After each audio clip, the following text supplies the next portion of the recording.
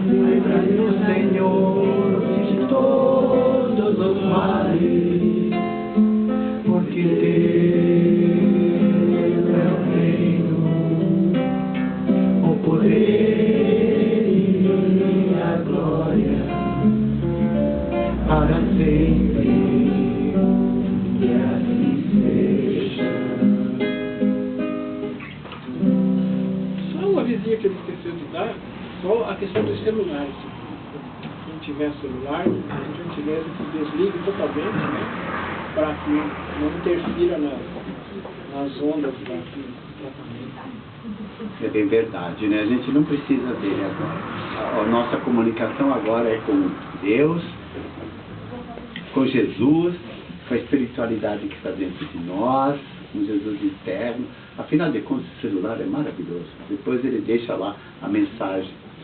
Alguém ligou. Se for o Silvino, você vai atender. Depois vai ligar. Grande coisa. Amados, mais uma vez eu trago uma lição belíssima desse livro chamado Liberta-te do Mal.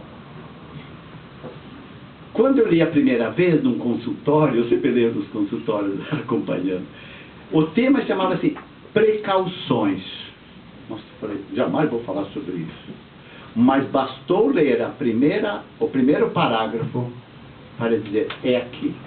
É exatamente do que eu preciso. Porque o que a gente fala e traz para a palestra é o que mais nós estamos precisando, não é verdade? Na hora da escolha, eu estava entre dois temas, mas o tempo todo eu via o mentor dizendo, é este, é este.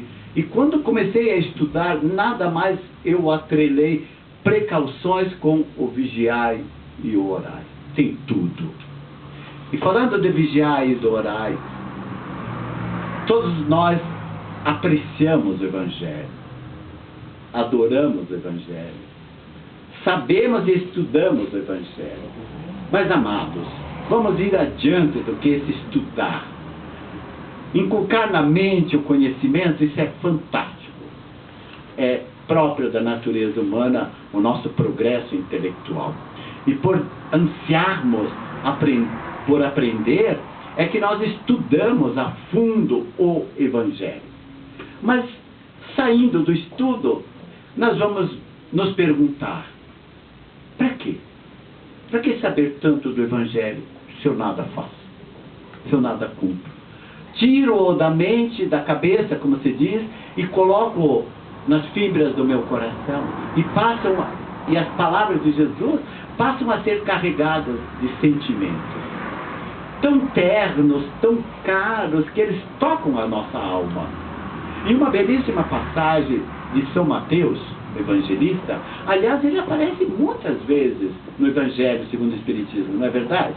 E lá no capítulo 26, no versículo 26 a 46, tem uma passagem assim que eu gostaria de trabalhar um cadinho, um pouquinho com cada um de vocês, para sentirem o quão é importante esse vigiar, indubitavelmente o orar, e nos mantermos alertas, em outras palavras, prevenidos, cuidadosos, tomarmos cuidado, estarmos atentos, etc. Cheguei até a pensar numa besteira: vou começar a palestra tentando derrubar isso aqui sobre um irmão, e alguém vai gritar: cuidado! Por quê? É uma precaução. Tome precaução ao andar na rua, ao entrar em casa, qualquer lugar. Então essas nossas precauções, chamadas vigilância, chamado cuidado, chamado prevenir-nos, acautelar-nos, para estarmos assim atentos com aquilo que acontece conosco e ao nosso derredor, se chamam vigiar. E por isso mesmo, por estarmos atentos o tempo todo com aquilo que pensamos, cuidamos do nosso pensamento, claro que é impossível sofrear tudo aquilo que vem na nossa mente, concorda? A cada pouco. Já viste que agora vocês já foram, já voltaram, estão aqui no corpo, já estão lá pensando em tanta coisa. E cada palavra que a gente diz, você viaja. E pensa, e faz elucubrações, ou seja, considerações mentais. Fora quando você as põe na ação via palavra, fora quando você as executa. E nossos atos são aqueles que realmente testemunham a nossa vida. Então, nessa passagem, Jesus, logo após a ceia, sabedor que era de tudo aquilo que ia passar logo em seguida, mesmo porque Pedro iria o trair, não é verdade? E João, né? O discípulo amado, o discípulo espontâneo, o discípulo.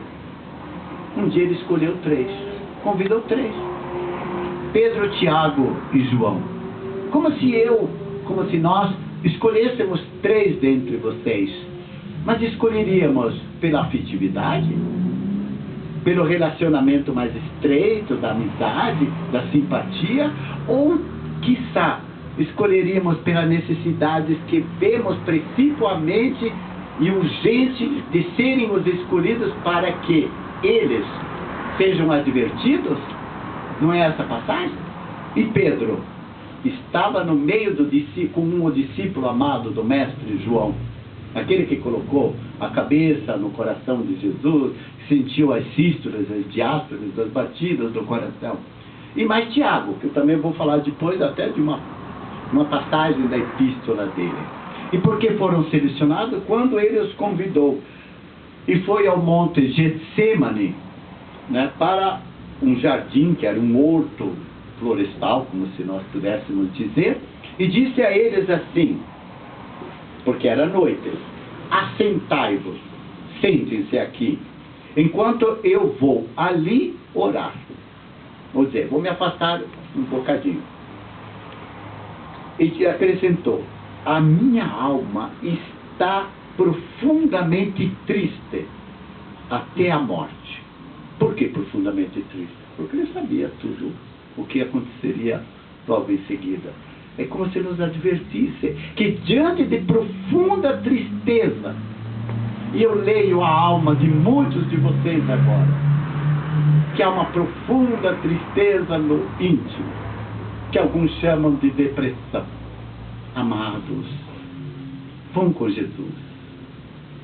Uma profunda tristeza. Então ele sentiu vontade da sua liberação via oração.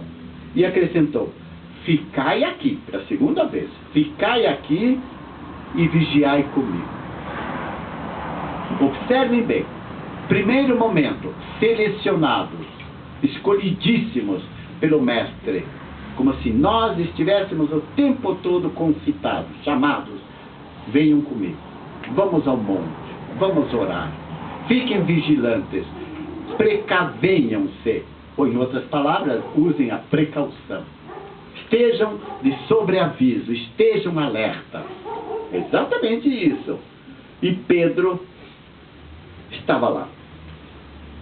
Qual é o significado dessa palavra vigiar? Eu diria, sem ler, há duas interpretações, como um soldado no quartel que está vigilando, uma sentinela. Está, assim, a postos na porta para vigiar. Como se você ficasse na sua porta da casa vigiando. Então esse seria o primeiro, vigiar. A precaução que eu diria que seria física. Olhar o espaço físico. Seria a precaução com aquilo que a natureza nos oferta. O segundo seria a precaução social. Jesus convidou.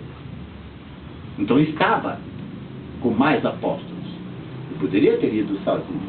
Poderia ter se isolado, como ele passou as 6 semanas no deserto. Mas preferiu escolher a dedo 3 necessitados: Pedro, Tiago e João. E pediu a eles: assentem-se e fiquem vigiando. Bem sabia ele que o sono seria mais forte e que dormiriam, porque retornando encontrou-os em profundo sono. Aí ele chamou Pedro e disse: mas Pedro, então nem uma horinha pudestes vigiar comigo? Aí ele voltou-se para os 3: vigiai e orai. Ou seja, fiquem acordados, orando comigo. Como nós poderíamos elucidar isso? Vamos a uma casa de oração para orar. Fazemos o evangelho no lar. Estamos em oração. Você está na sua caminha confortável, está orando. Mas o sono pega, não é verdade? Tanta vez começa o Pai Nosso e não chega nem na segunda parte. Graças a Deus que dormiu, né? Dormiu gostoso, placidamente. Mas nós nos referimos basicamente quando estamos convidados para a oração. Vamos orar, irmãos?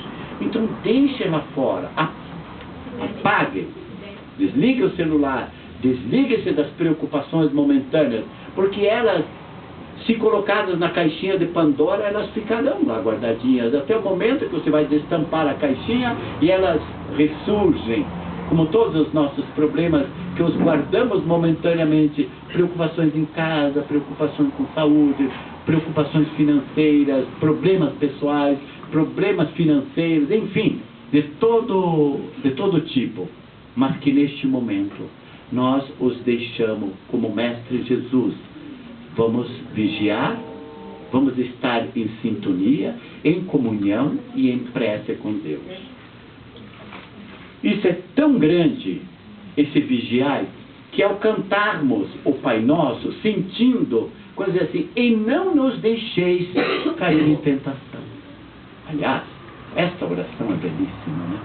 O tempo todo, primeiro rogar o pão do despertamento, do conhecimento, da alegria de viver, de estar em comunhão com Deus. Ai, que é tão gostoso, é na verdade, de dizer Pai. Só faz dizer assim: Pai. Coisa linda, né? Quando a gente diz Jesus,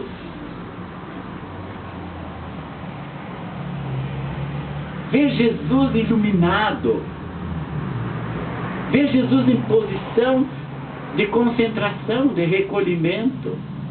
Isso nos demanda também que estamos atentos pela oração, vigilantes na razão da nossa mente, mas também acautelados, precavidos com as nossas emoções tão destrambelhadas, que nos convulsionam, na verdade, Basta um telefonema e nós saímos da sintonia.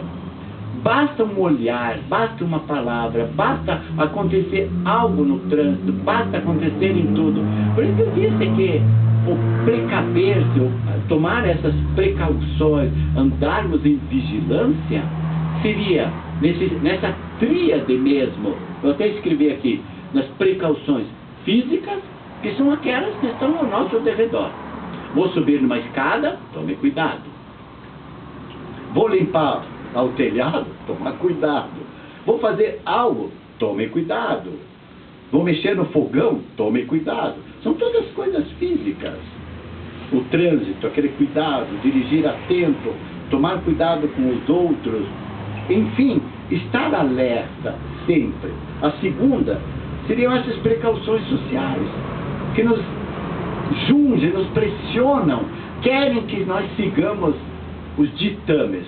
E diria mais, existe um exemplo maior do que estamos vivendo no nosso país hoje?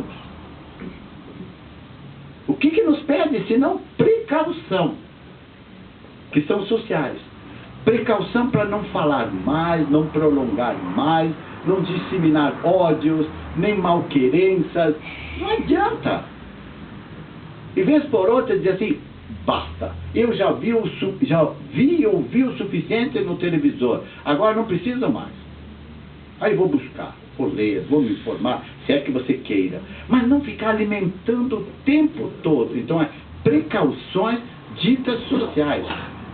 Fora aquelas que são de convivência, na verdade. Estamos numa festa, estamos numa reunião, estamos em qualquer lugar de convivência comum. São essas precauções que nós devemos tomar. Primeiro, cuidado com o falar. Na verdade. Cuidado. Se disse, ficou. Cuidado no agir. Cuidado até no comportar-se. Porque tudo fica registrado. Quando eu disse no início, eu emprego nas paredes com a minha presença, não são um aspecto físico que eu ponho minha mão suja na parede. Tampouco encosto o pé, como os brasileiros costumam fazer quando estão perto de uma parede. Eu não impregno com marcas físicas, impregno com a minha presença, com a minha afetividade, com o meu amor. Tem cadeira aqui, irmão, pode sentar. Com a minha afetividade, com o meu amor, com a minha bondade, enfim, com aquilo que eu sou. E, finalmente, as precauções morais, que seriam aquelas que seriam da nossa conduta mesmo, conduta moral, de como pensamos, de como agimos, de como fazemos. Então, isso seria dentro dessa tríade maravilhosa.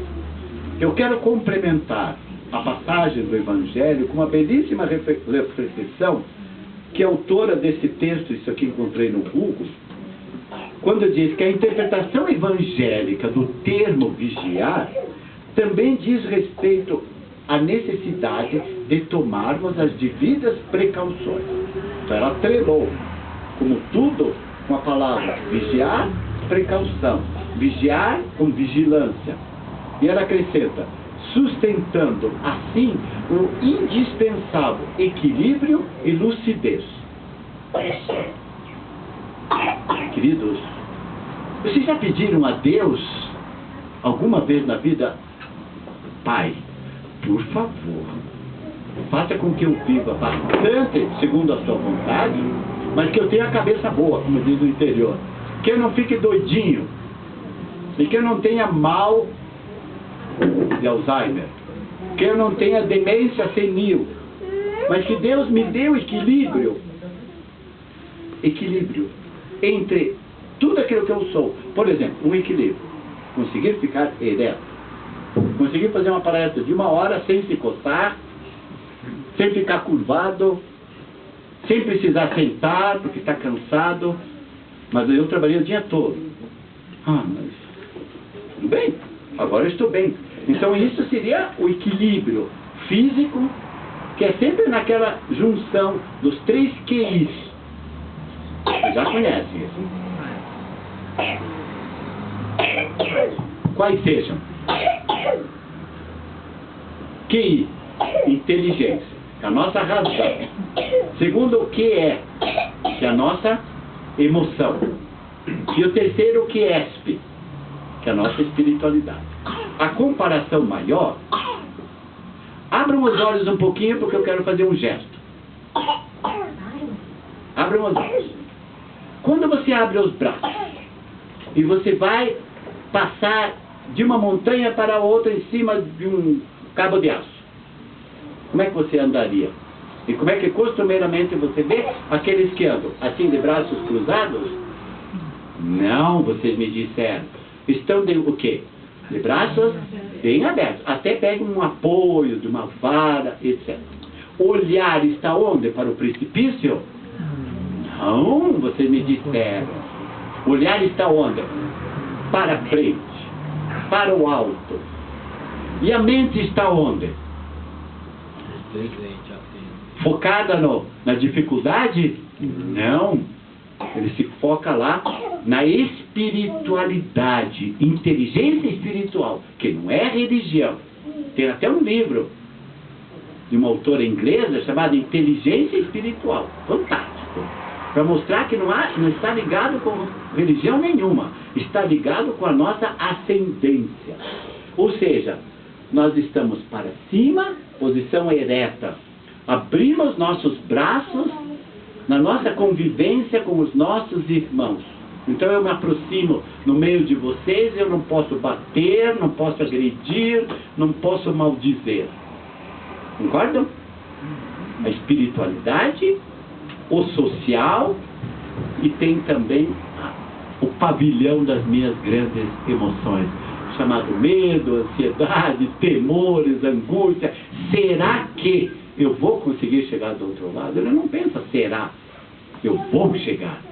Então esses três Qs do QI, da nossa razão, faz com que abramos os braços para vivermos na precaução social. Estarmos relacionados, precavidos, acautelados, cuidadosos, o que mais? Enfim, prevenidos contra o mal que pode nos acontecer. Então andamos vigilantes na horizontalidade. É a razão.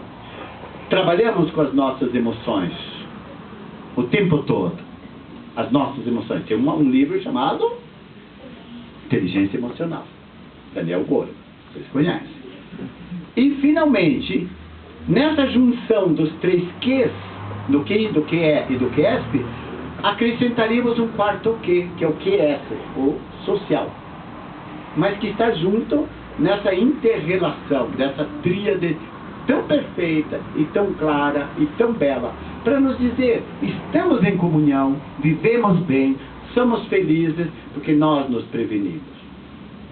Nossa, quanta coisa, né? Mas acrescenta-se também que, sendo a fé espírita caracterizada pela fé, não começa assim, sendo a fé espírita caracterizada pela razão. Por isso que se fala na doutrina espírita, a gente aprende fé, continue para mim, raciocinar. Ou seja, a fé conjugada com a razão. Por isso que eu falei do QI racional. Nesse aprimoramento desses dois indutores, da razão e da emoção, é que nós nos elevamos. Por isso somos ditos humanos, homens, racionais. Tantas vezes agimos tão destrambelhadamente que somos piores do que os irracionais, porque ainda fazemos crescer em nós os instintos que estavam lá, de tantos e tantos milhares de anos, e que ainda não conseguimos sobrepujar. E por isso nós colocamos ainda na posição de seres que estamos, alguns, ainda mergulhados em provas e grandes expiações. Mas a grande maioria, nós já estamos na regeneração. Por quê? Porque nos equilibramos racionalmente e emocionalmente. Então nossa fé é raciocinada, é pensada, é direcionada, não é dogmática e tampouco ritual. Por não ser dogmática e por não ser ritualista, ela nos dá a possibilidade de abrirmos as portas da ciência e da filosofia para pesquisarmos, pela ciência experimentarmos e pela filosofia pensarmos. E conjugando sempre com o religar, religião, religar com Deus pela prece. Bonito isso, né? Caminharam bem até aqui? Bacana. Muito bom. Então, passando um bocadinho mais.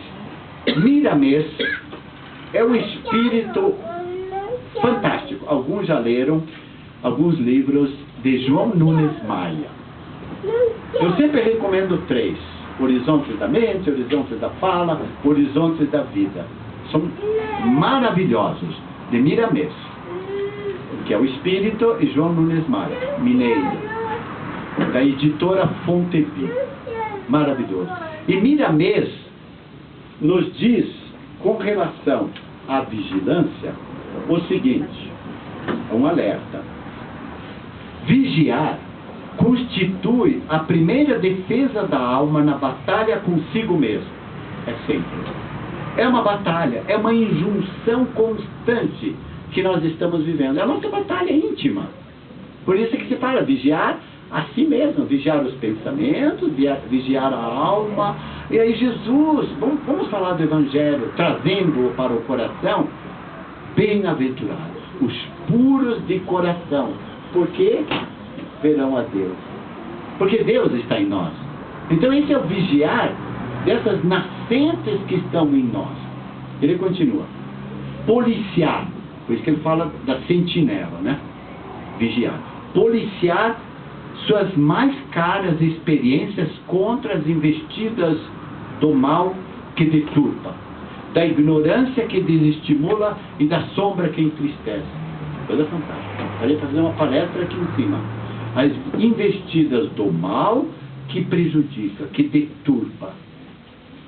Quanto mal, graça no mundo.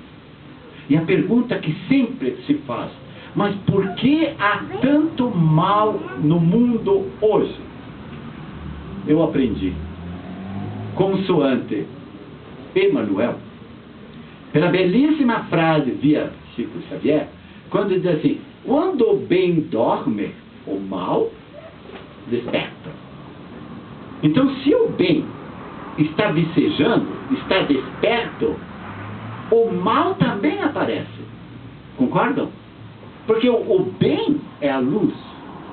O mal seria a negritude, a sombra, as trevas. Quando você acende a luz, o que acontece? O malzinho diz assim, tá bom, eu vou me afastar. Quando você apaga a sua luzinha, então ele volta. A mesma comparação eu faria. Obrigado, vocês estão acordados. Agora eu já vi que eles estão gostando. Agora você diz assim, e quando chega a noite, então o solzinho tem... Claro, tudo é estabilizado, tudo é equilibrado, tudo é harmonioso. Então ele cede, vai para o outro lado, é na verdade. Brilha lá o sol, aqui à noite. Mas de manhãzinha, com a aurora boreal, etc., a madrugada, começam a surgir os primeiros raios. E um vai cedendo ao outro. Paralelamente, como diz Joana d'Ângeles, trabalharmos, um termo meio difícil, o nosso self, que é o nosso eu interior, que é o nosso espírito, o nosso eu individualizado, ou seja, aquilo que nós somos, não o ego, o egoísta, o nosso eu que luta com a sombra, a dualidade entre o bem e o mal, a sombra e a luz, é na verdade, que está dentro de nós. Então o próprio Miramês, quando diz, são as investidas do mal que deturpa, que prejudica. E como tem? Por isso, precaução. Precaução. Daí o tema, precauções. Vigilar, vigiar-se, acautelar-se, prevenir-se, para que o mal não nos deturpe, não nos contamine. E como? Boa pergunta. Vou perguntar para Maria Eduarda, ela vai dizer, é muito fácil, Silvino. Até a Maria Eduarda sabe me responder. É muito fácil quando o mal não prejudica. É como o sol. Quer ver como ela responde bem? Eu estou lendo o pensamento dela. Ela diz assim, é como o sol, Silvino, que entra no banhado, na lama, no lodo, sabe aquele barro. O sol bate em cima, mas não se contamina. Não é verdade? Ele continua a ser sol. Obrigado. Verdade. Eu vi o pensamento dela. E aliás, vocês sabem. Então, agora vocês entenderam. Até o Henrique fez assim, gostei dessa. Gostei. Essa foi boa, seu Silvino. Por quê? Porque é a comparação mais clara. Se o sol entra no nosso palácio, lá da nossa casa, onde nós moramos, é o nosso palácio, se entra nos casebres, nas choupanas, nas misérias humanas, ele continua a ser sol. Ele não se contamina. Então, o mal que chega até nós não pode nos deturpar, não pode nos contaminar. Muito bom. E a segunda razão, da ignorância que desestimula. Então, chega um momento que você diz assim, não sei mais nada, não sei o que fazer. Então você vai atrás, vai buscar conselho, vai buscar sabedoria, conhecimento, estudo, aprendizagem. Não é assim que a gente conclama a nossa evolução, intelecto, moral? Eu simplesmente estou trazendo à reflexão o que sobejamente sabemos. Tenho que crescer intelecto, mas eu fico lendo aqueles romances sem vergonha, fico vendo televisão daqueles programas sem vergonha. Aí eu te pergunto, como é que você cresce moralmente? Você se contaminou. Aí você me pergunta, mas não posso ver nada? Não posso ouvir nada? Pode. Tudo você pode. Tudo é permitido, mas nem tudo me é. O que Paulo diz, né? Tudo me é permitido, mas nem tudo me é lícito. Né? Tudo é permitido. Você pode fazer o que quiser. Você pode levantar agora e me agredir. Você não o faz por quê? Por um equilíbrio que você pediu. Viu? Equilíbrio. Bom senso. Você poderia levantar. Pode parar com essas asneiras que você está falando. Não, você se equilibra. Você diz, depois eu pego lá. Mas enquanto não chegar o depois, você está se mantendo, não está lutando contra essa ignorância e finalmente da sombra que entristece. Maravilhoso. Aí ele fala do exercício do pensamento. Miramês.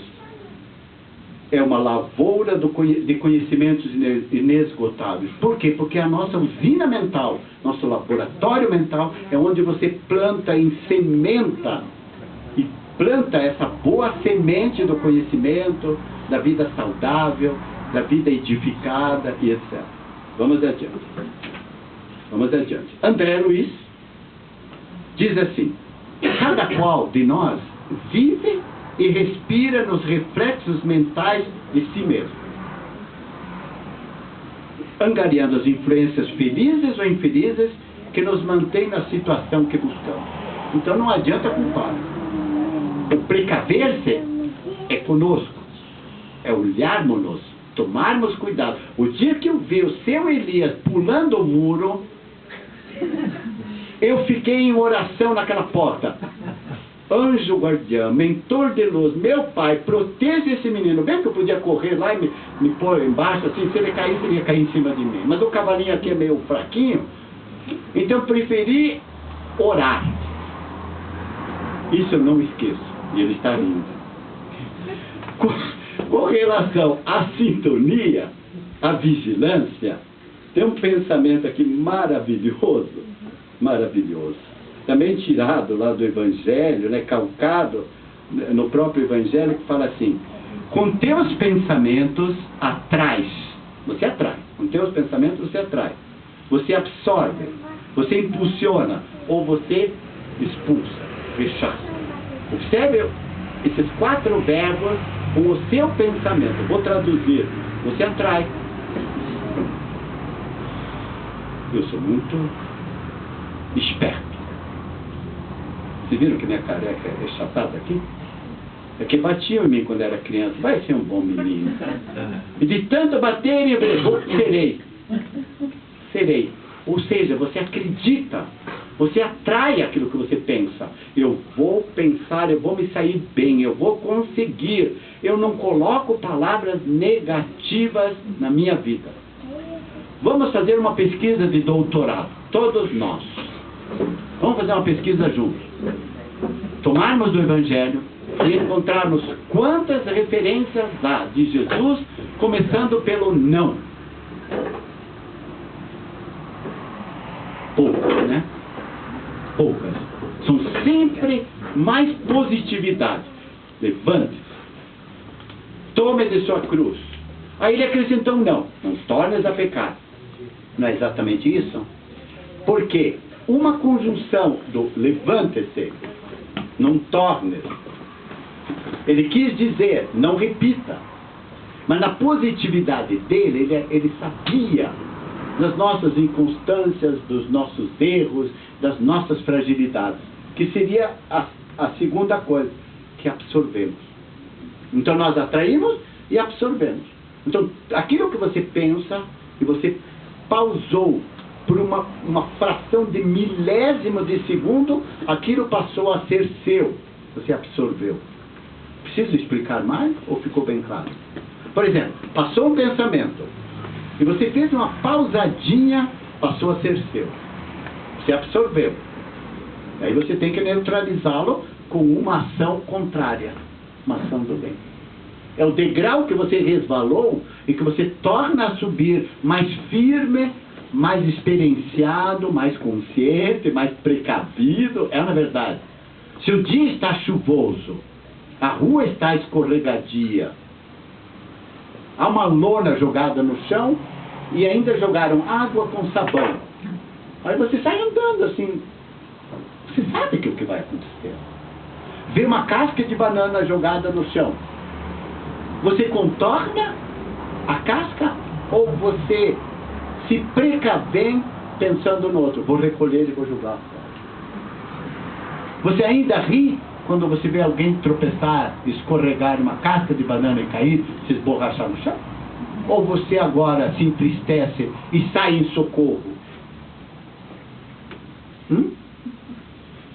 Qual a evolução sua? Foi pesada essa, né? Isso aí mesmo que você acidenta pela nossa evolução, nós temos que tirar do caminho para que o outro não acidente. Muita coisa. Calma, ainda eu tenho mais 4 horas.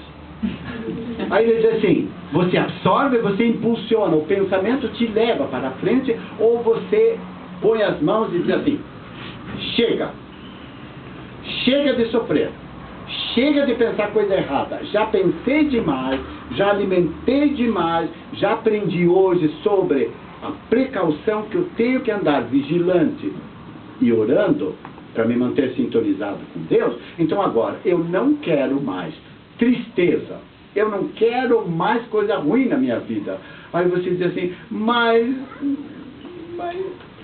tudo é ruim lá em casa, o problema está sério, seu Silvino, nós passamos fome muitas vezes, meu marido está desempregado, mas queridos, são as injunções necessárias.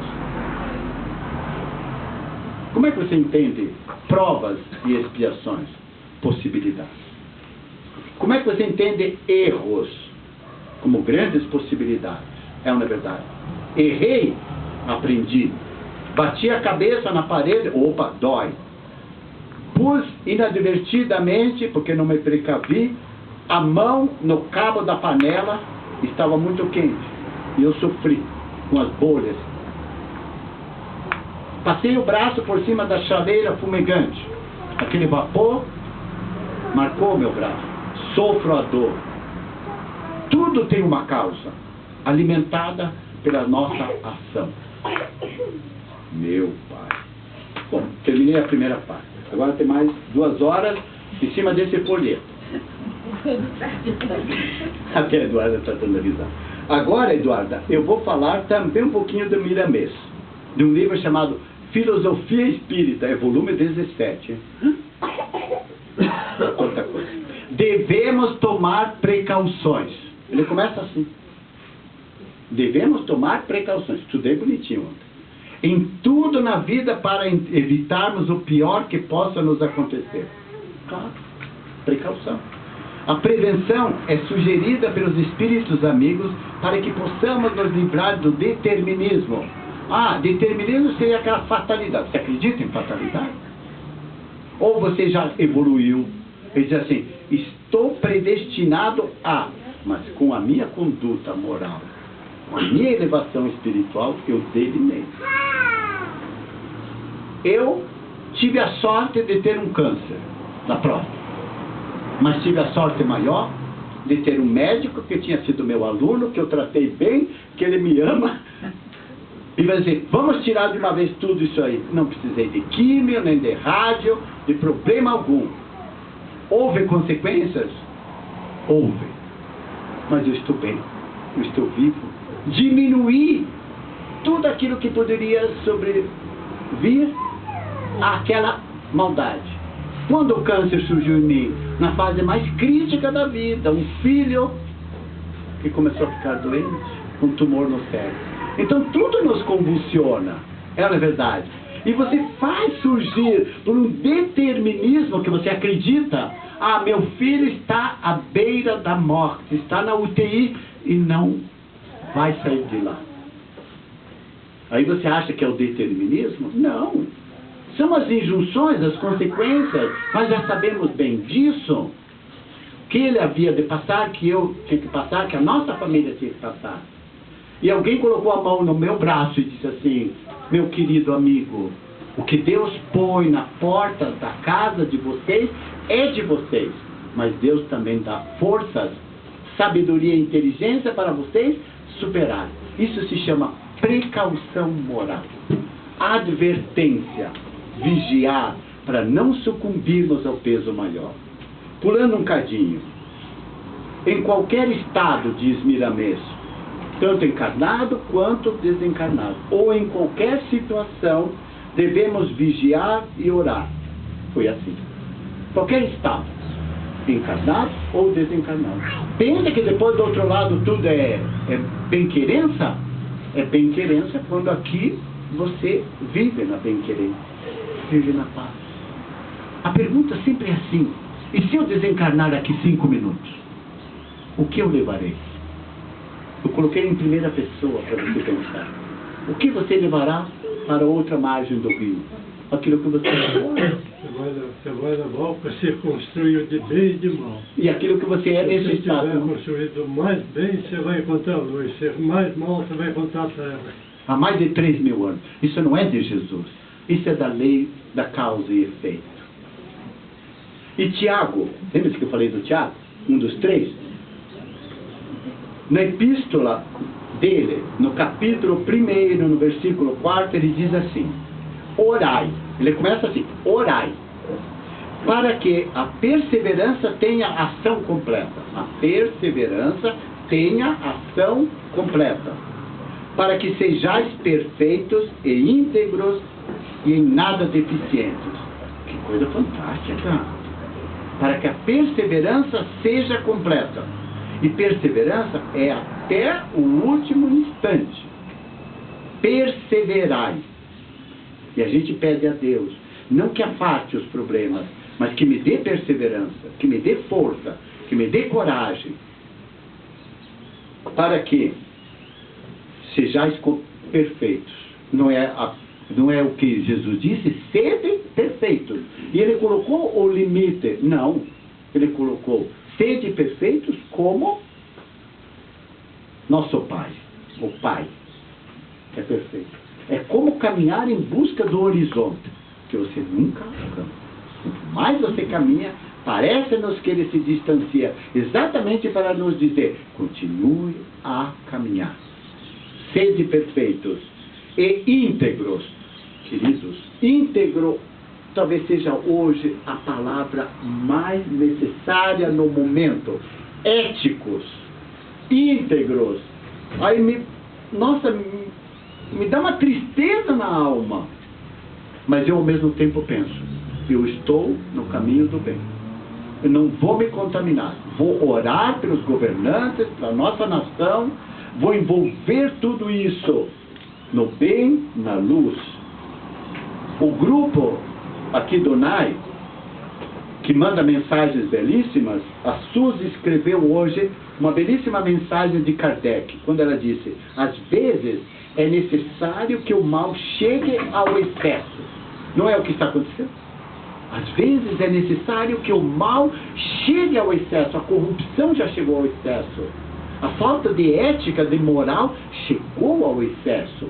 E Kardec conclui: para se tornar compreensível a necessidade do bem e das reformas. Exatamente. Como Kardec está presente hoje na nossa nação? Porque sabemos, nós vamos sair dela. Graças a Deus. Então, isso se chama sede perfeitos e íntegros, e em nada, diz Tiago, e em nada deficientes. Não está se falando de deficiência física, fala-se da nossa deficiência moral, que é o que nós mais carecemos. Vamos para a terceira parte. Tenho mais 2 horas. Calma, ninguém vai sair daqui antes de eu terminar. Obrigado pelo dedinho. Eu vou pular. Jonathan nos apresenta 12 recomendações com relação ao acautelar-se, ao prevenir-se. Você não precisa decorar, mas todas elas você já as conhece. 12. Primeira, acautela-te do mal. Já falamos bastante. Segundo, acautela-te da inveja, reconhecendo cada qual que é fruto dos próprios atos. Inveja. E antes ela fala da inveja atrelando ao egoísmo. Inveja e egoísmo. E ela diz: ambos são um câncer moral que se transforma em metástase perigosa no organismo social. Calma, Eduardo, você já vai entender isso aí. Câncer é o que destrói as nossas células. E metástase é quando ela se espalha por todo o corpo. Então o egoísmo, a inveja, ela é um câncer. E quando você permite que cresça, vai matando as nossas células do corpo, aquelas que nos dão saúde, vitalidade, energia. E vai se espalhando quando você não as segura. Quando você não as expulsa. Câncer moral. Por isso que é a segunda advertência. A terceira, acautela-te do ressentimento, que são enfermidades. Ressentimento é aquela coisa, falou alguma coisa e já está magoado. Olhou, já está assim, é para mim. Já disse tudo isso para mim. Está vendo? Não gosta de mim. Tudo ele se magoa. É a cidadezinha do Rio Grande chamada Não Me Toque. Com a florzinha Não Me Toque. Tudo, nossa, guarda tudo. Ressentimento. Quarto, acautela-te contra a maledicência. Boca grande. Tem que falar mal, tem que contar. Você não viu aquela da vizinha? Eu poderia contar aquela história, né, que todo mundo já sabe, né? Que a mulher, mas marido, querido, olha aquela nossa vizinha, ela não lava direito aqueles lençóis, lá estão sempre sujos. E toda vez que a vizinha lavava os lençóis e colocava no varal, vinha ela buscando no vidinho do marido paciente. Até um dia que ele não aguentou mais. Virou para ela e disse assim: querida, vamos lavar a nossa vidraça? Claro, se eu estou olhando lá para fora, a vidraça está suja. Eu vejo imperfeições no lençol da vizinha. Ah, vocês entenderam, né? Ô, boca grande. 5. Acautela-te da ira, da raiva, das explosões. Pare de ficar vermelho de raiva.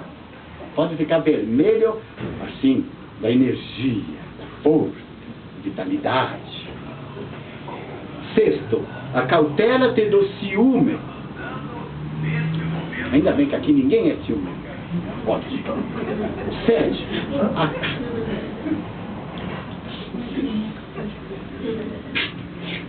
7. A cautela contra a ingratidão. Ah, meu Deus. Não dá vontade de dizer para algumas pessoas, quando se entrega alguma coisa, obrigado, né? Já passou por essa, né? A pessoa não diz nada, você entrega, é fria, não agradece a Deus, não tem gratidão para o universo, para com ninguém. 8. A cautela da sensualidade, do erotismo, aquilo que você vê muito na televisão, essa sensualidade, esse erotismo em novelas que passam às 18 horas, ainda escrevem lá, como é que é? Proibida para menores de 10 anos. Vai segurar uma criança? Observe. 9. A cautela contra a censura. Pare de olhar os outros, de censurar os outros. Enxergou tudo bem, mas olhe para você. É como o Elias me falar. O que você enxerga no outro é porque tem muito dentro de você. Então aquilo que você censura no outro, não se esqueça que isso está em você. Mas é verdade? Vamos fazer uma tese sobre isso? 10. A cautela contra a agressão mental e moral. Pare de agredir moralmente. Pare de se agredir mentalmente. Pare de se automutilar, de se autopunir, de se autocondenar. 11ª. Bonito, vou ler o parágrafo. A cautela da influência dos espíritos preguiçosos, ociosos, infelizes, perversos. Espíritos ociosos, perversos, preguiçosos, infelizes. Calma! Quando eu falei a palavra espírito, você pensou em quê? Já só faltou falar o dedo assim. Nós somos espíritos, meus irmãos. Todos, todinhos de nós. Porque estamos na carne. Depois, deixamos a carne. A cautela contra eles, que te sitiam a usina mental, cultivando pensamentos de amor, de compaixão, em favor do teu próximo. Ou seja, cultive pensamentos bons. Finalmente, as doenças morais e as doenças espirituais devem ser trabalhadas. Há uma passagem aqui que fala: Jesus conviveu com a denominada borra moral. Mas ele compreendia toda essa enfermidade que havia dentro do homem. E por entendê-los, tantos foram curados, tantos foram advertidos, quando disse: e não tornes, por favor, a errar, para que mal maior não venha a te acontecer. Que advertência paterna, que advertência amigável. É um amigo, Jesus. Não torne a fazer a mesma besteira que você fez, para que esse mal de que você está sofrendo não venha te sobrecarregar de novo. E finalmente, Joana d'Anjos, eu vi também assim, muito rapidamente, nesse belíssimo folheto chamado Provações Abençoadas. Ela termina o texto dizendo assim: abençoa, pois, as tuas provações e seja feliz em todos os momentos da tua vida. Quanta coisa, né, amados irmãos? Quanta coisa nós podemos. O quão grandiosos nós somos por recebermos essa imensa possibilidade de aprendermos. Quanta bondade e quanto amor de Deus para conosco. E nós nos entristecemos, nos magoamos, nos ferimos, andamos de cabeça baixa, não conseguimos levantar com ânimo, com disposição. Quando a vida deve ser tão bela, tão jovial, como essa tenra criança, que tudo está bem. Canta sem vergonha, se move sem vergonha. Tudo está nela contido, amados irmãos. Que dá vontade de tomá-la nos braços como Jesus tomava as crianças. Vinde a minhas crianças, porque se fordes como elas, tereis o reino dos céus. Porque ela ainda expande generosidade, destemor, não temor. Não expande raiva, porque ainda está contido. Mas nós, adultos, é que somos responsáveis quando diz assim, deixai vir, para que nós, adultos, façamos delas, as crianças, esse paladino moral que a sociedade ainda prescinde, para que todos nós vivamos mais, vivamos melhor, vivamos mais felizes, vivamos mais leves, como etéreo deve ser nosso espírito deve ser leve, para que possamos assim, como se volitássemos, como se caminhássemos, já encarnados mesmo, porque não temos mais cangas morais nos nossos ombros e no nosso pescoço, já nos libertamos dessas cangas assim morais. E por estarmos libertos, precavidos, tomamos toda a atenção e todo o cuidado para nos vigiar. Que Deus nos abençoe, amados irmãos. Obrigado por tudo e um beijo no coração.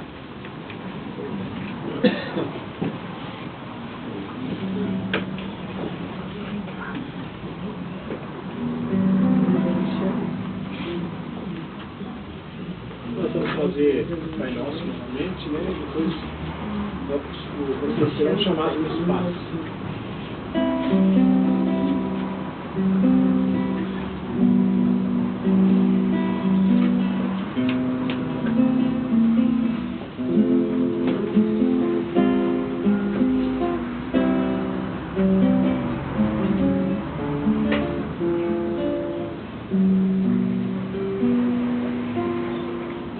Pai nosso, Pai do céu, santificado seja o teu nome, venha a nós o teu reino, seja feito